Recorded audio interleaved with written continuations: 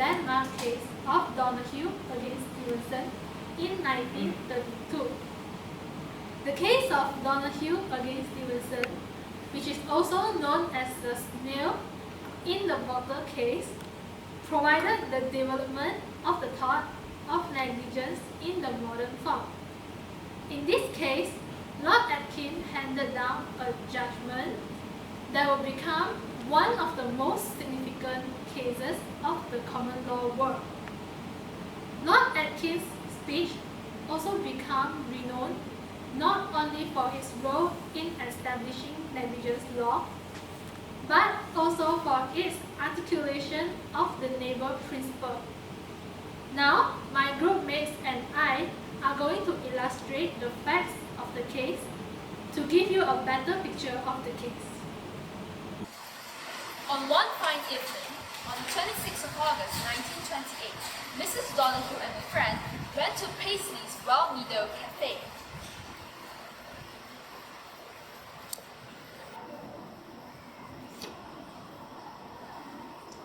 Her friend ordered pear and ice for herself, while she ordered a mix of ice cream and ginger beer for Mrs. Donahue. Their order was served shortly. The cafe owner served the ice cream in a tumbler and poured the ginger beer on it from a brown and opaque bottle. Mrs. Donahue's friend paid for their order. Mrs. Donahue drank some of the ice cream and poured the remaining ginger beer into it. This was when a decomposed snail floated out of the bottle. This discovery left both ladies in shock.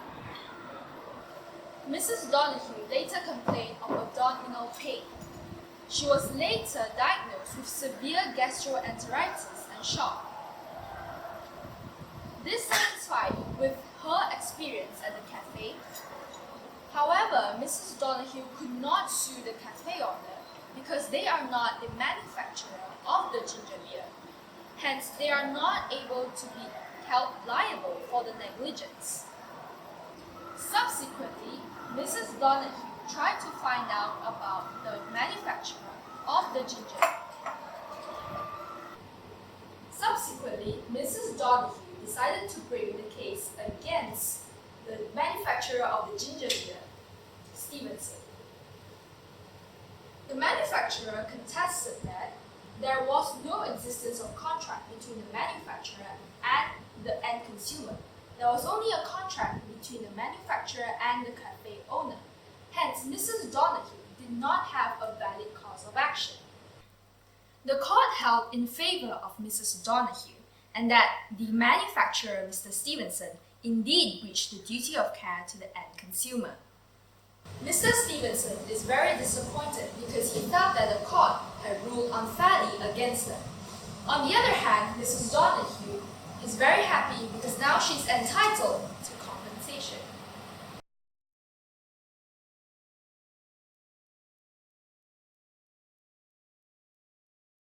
Hi, I am Enchi and I will be talking about the judgment in the case of Donahue and Stevenson. In this case, court held that the manufacturer was liable. This is based on a decision made by the majority of the judges, including Lord Atkin and Lord Macmillan. In this case, there were three main issues considered by the judges in making judgments. Firstly, the first issue from this case is whether the privity of contract is required for the plaintiff to bring an action against the manufacturer. In this case, the manufacturer tried to deny liability by stating that there is no privity of contract. This is because Mr. Donahue did not purchase the drink, so there is no contractual relationship between the manufacturer and Mrs. Donahue. However, court held that the lack of privity of contract did not prevent the claimant from claiming.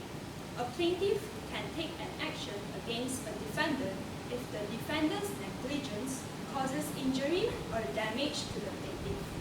Secondly, the issue arose was whether there was a duty of care owed by the manufacturer to Mrs. Donahue. According to Lord Atkin and Lord Macmillan, the manufacturer has a duty of care to the end consumers of their products.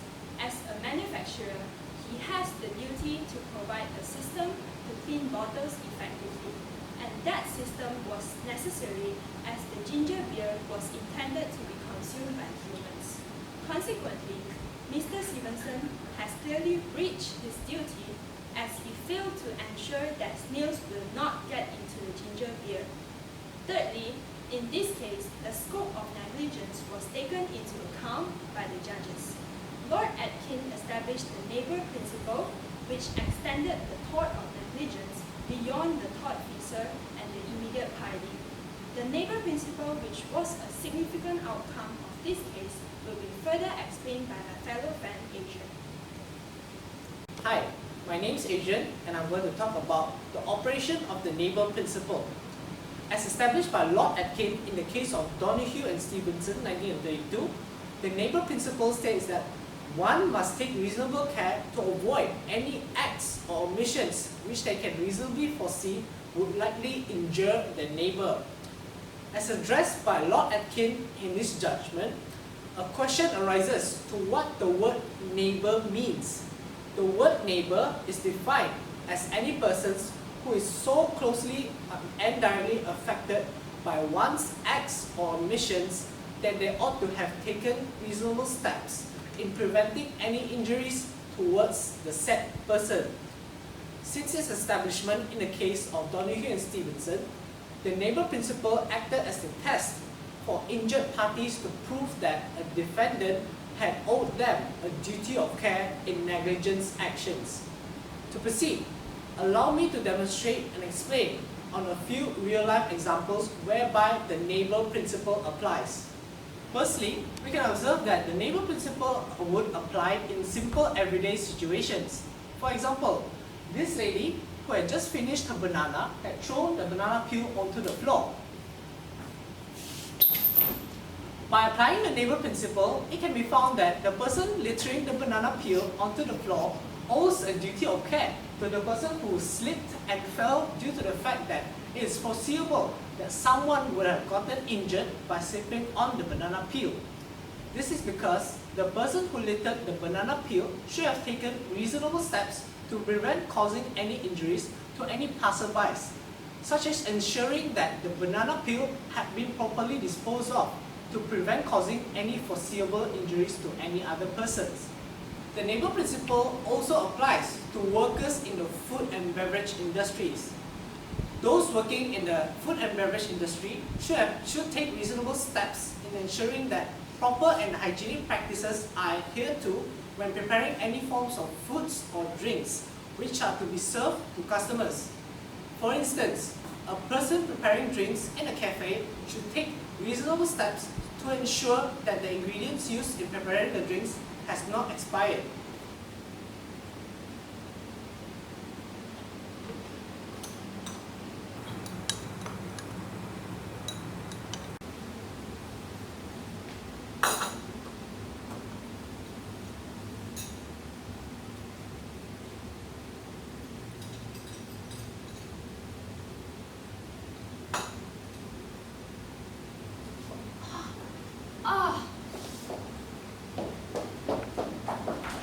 As we can observe from this situation, Mrs. A had negligently used expired Ribena syrup to prepare a Ribena beverage for her customer. This caused the customer to suffer from stomach pains when she unknowingly drank the Ribena beverage that was made with Ribena syrup which had already passed its expiry date.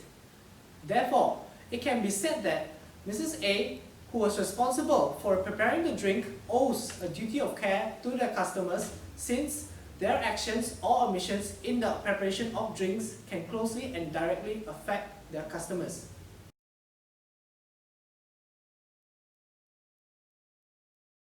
Hi, my name is Eng Hong. I will be explaining on the development of neighbour principles through case laws.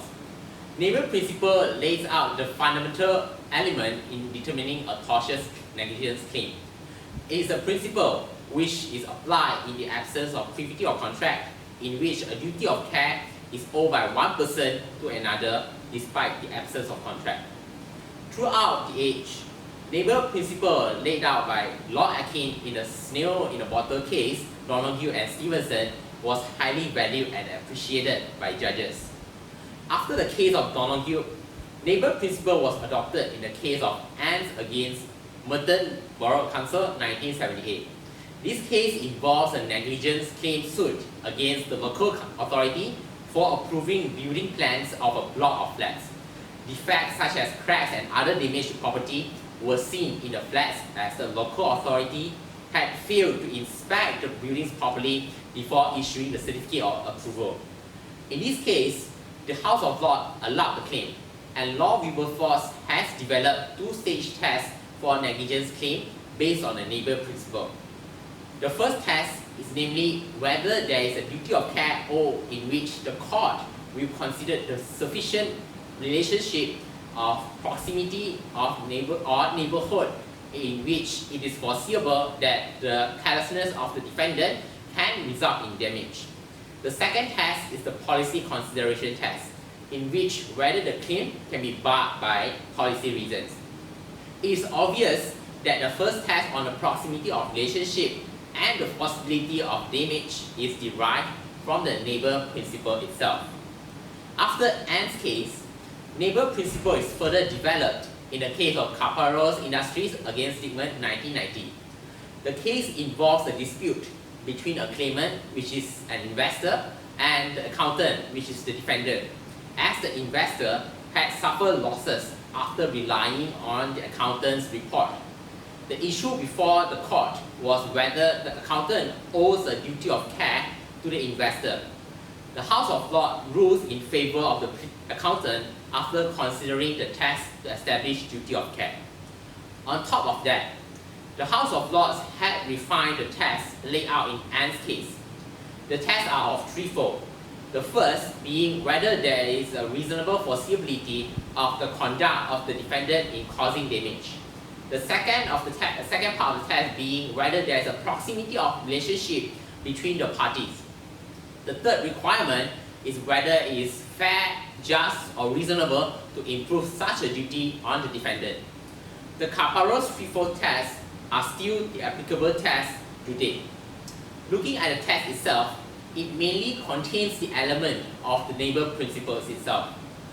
Though neighbor principle has been continuously refined and manipulated throughout the ages, the fundamental defining characteristic of neighbor principle, which is we owe a duty of care to people who can be influenced by our omission and actions, still remain intact today.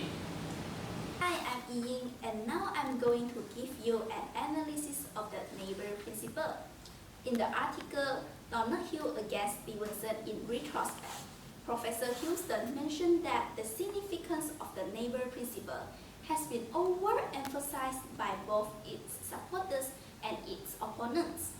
It was not intended to be a general formula which will explain all possible cases of negligence.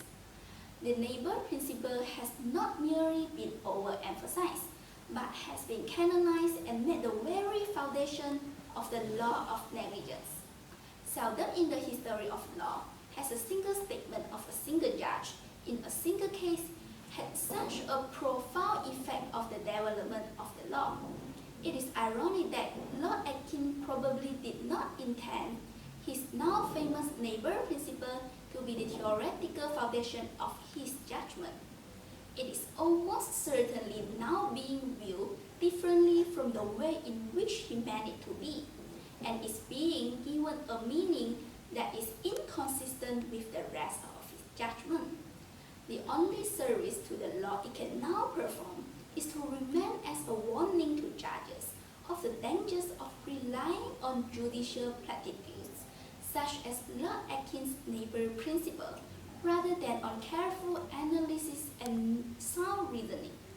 It is important to remember that Donahue was a milestone in a new principle which needed refining.